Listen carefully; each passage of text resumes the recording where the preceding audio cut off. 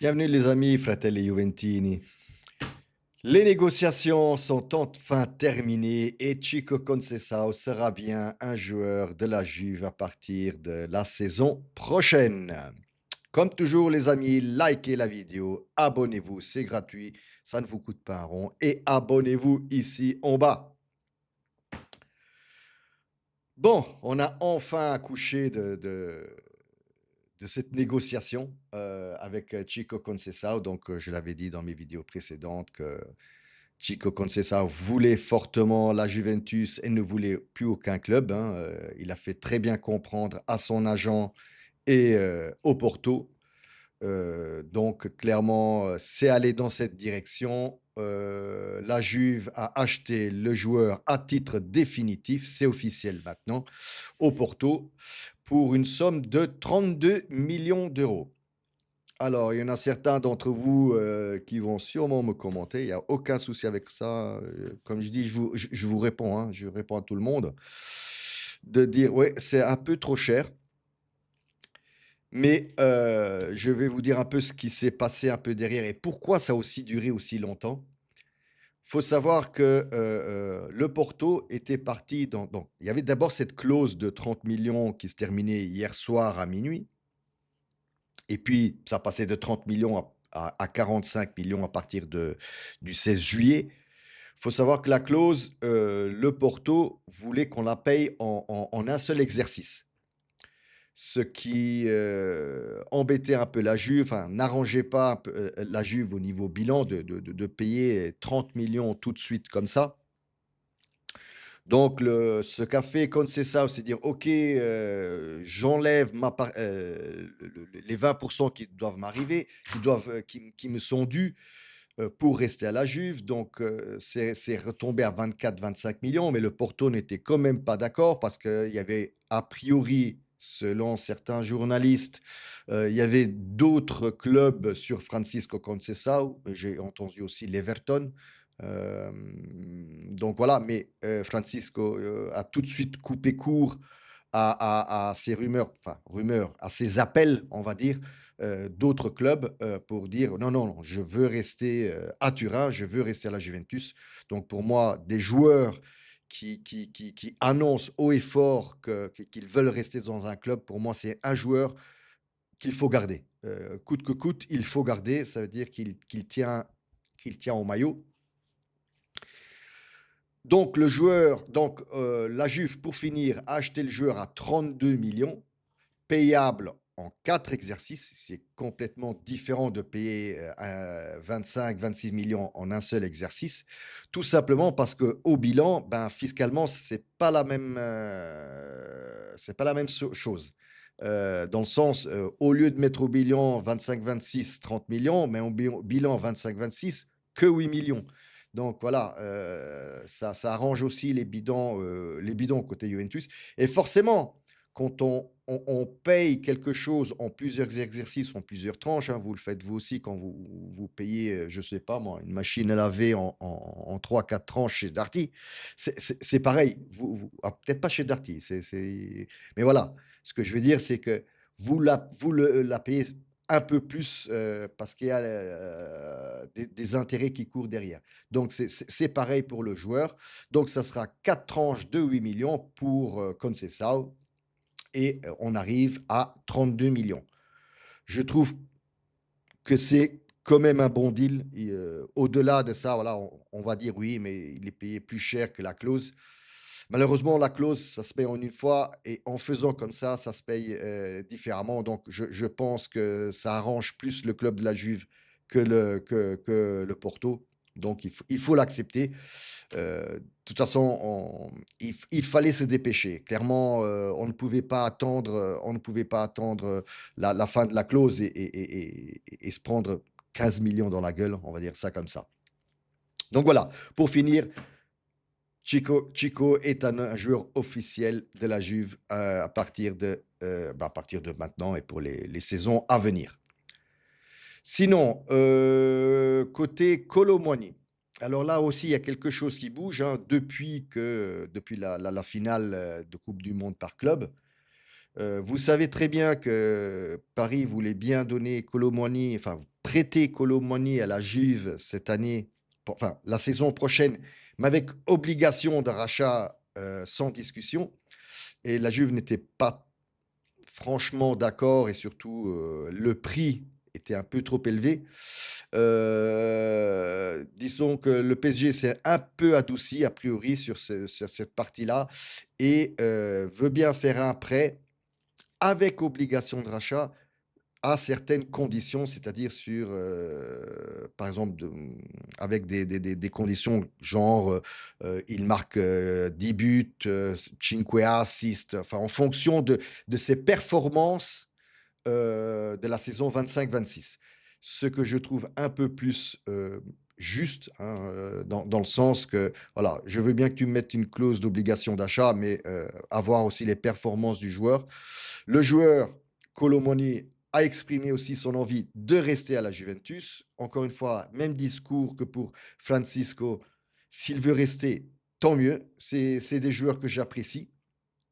Maintenant, voir dans cette clause d'obligation d'achat, au-delà des perfs qu'il va faire, quel est le prix? Je pense que entre 40 et 45 millions, cette clause peut se faire entre la Juve et le Paris Saint-Germain.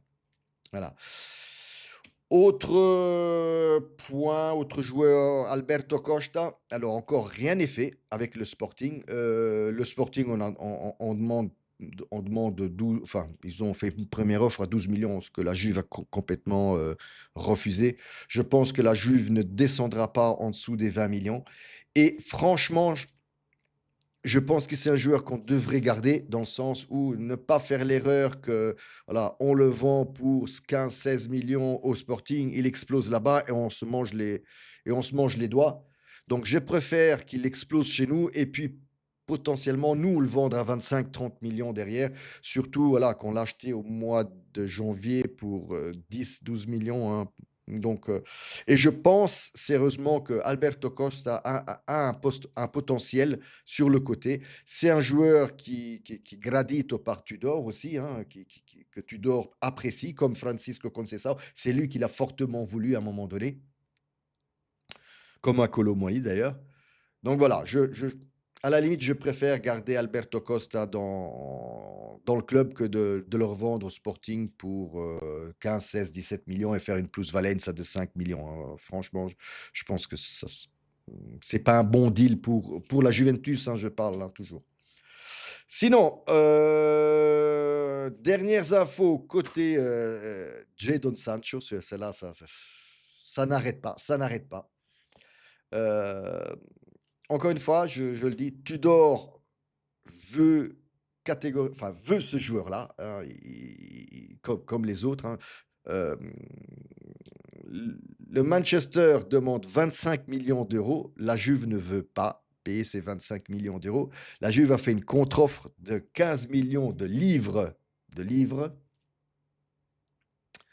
ce qui font plus ou moins 18-19 millions d'euros, hein, si je fais bien un peu les calculs.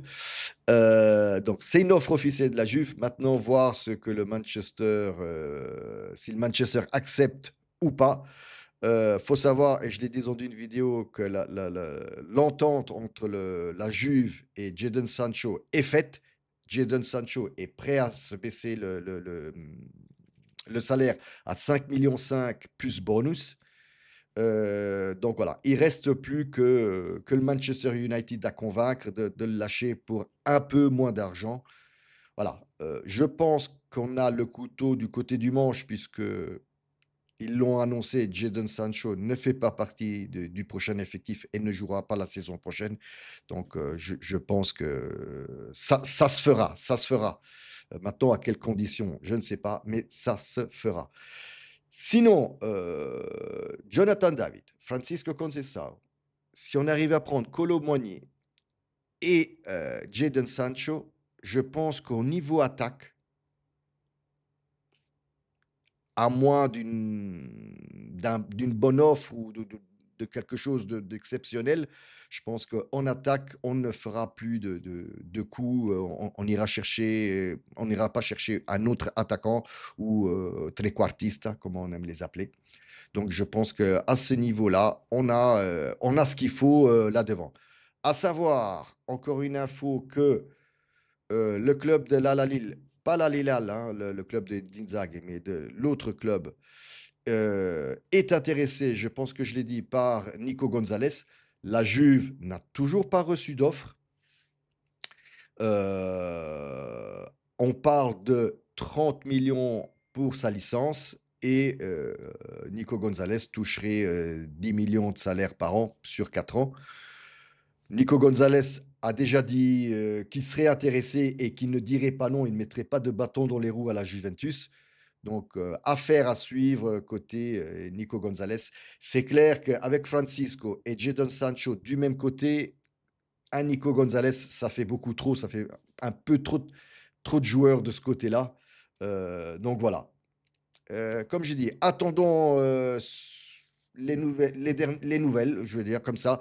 Personnellement, j'aimerais bien qu'on commence à prospecter pour un milieu de terrain et un défenseur, hein. Encore une fois, je n'entends toujours pas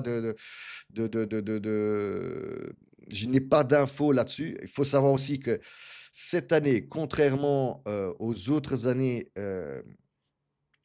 comme Oli l'avait annoncé aussi hein, dans sa conférence de presse, euh, il n'y a rien qui passe à travers les filtres de la dirigeance Juventus. En fait, toutes les infos que les différents journalistes récoltent, que ce soit un Pedula, Di Marzio, Albanese et tout ça, en fait, ce sont des infos indirectes dans le sens des infos qu'on reçoit des autres clubs avec qui on est en échange. Mais de la part de la Juve, même un Fabrizio Romano n'a plus d'infos du tout.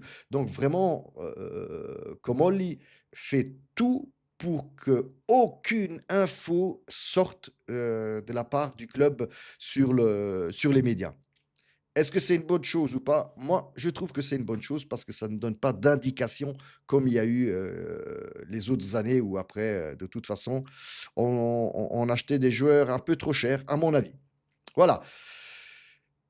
C'est la fin della video, come sempre ragazzi, fino alla fine, forza Juve.